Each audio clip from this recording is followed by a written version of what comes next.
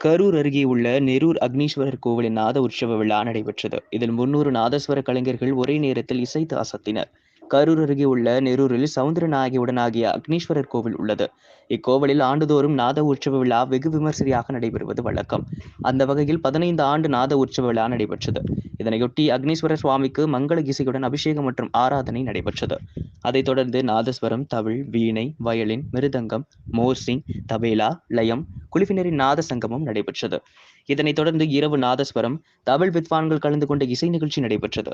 இதில் 300க்கும் மேற்பட்ட நாதஸ்வர தவில் வித்வான்கள் கலந்து கொண்டு சிவபெருமானின் பாடல்களை இசைத்தனர். இந்த இசை நிகழ்ச்சி சுமார் 2 மணி நேரம் நடைபெற்றது.